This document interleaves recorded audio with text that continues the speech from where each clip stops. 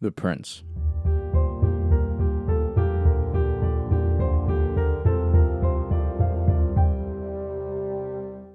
During the Yayoi period in feudal Japan, Queen Himiko ruled the young and prosperous countryside.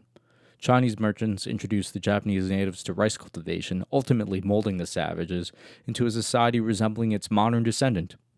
Small families grew with the abundance of food they could feed their children.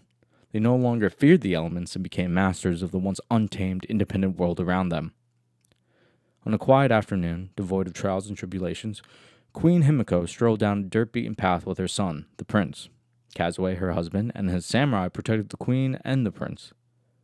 Kazuo clutched his katana vigorously, awaiting an attack at any moment. The samurai moved cautiously, prepared to strike at the queen's order. The queen waved them off, appeasing their worries. The prince ran to a field of rice near a knoll covered in flowers. The rice reached out to grab the deep blue sky.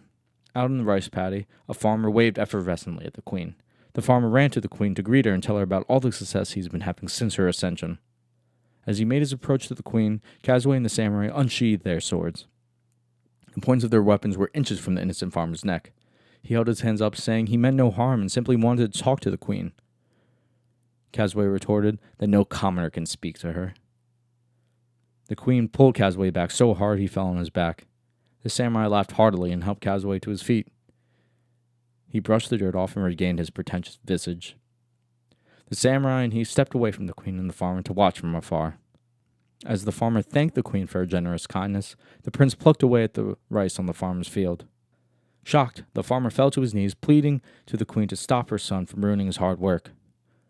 The queen whipped her head around like Medusa's serpents, freezing the prince in his devilish actions. The prince kept his head down while the queen apologized wholeheartedly for her son's disrespect. Out of her sleeve, the queen uncovered a handful of gold and gave it to the farmer. The farmer bowed in respect and ran off to keep working the fields. The queen plucked the prince by his ear. She told her son that they were leaving him here as punishment, and he must find his way back to the castle on his own. The prince pleaded to his mother, but she raised her hand in silence. Eventually, she said that the prince will need to wait till sundown to make his approach back to the castle. If he came home any earlier than night, she would suspect that he cheated and must be killed for his insolence. The queen turned her back to her son and walked off with her husband and the samurai. Like a good husband, Kazuo did not say a word. He threw a knife down in front of the prince. Kazuo smiled meekly and filed off with the rest of the party. From within the wilderness, the wolves howled, and all the young prince could do was pick up the knife and get ready to fight.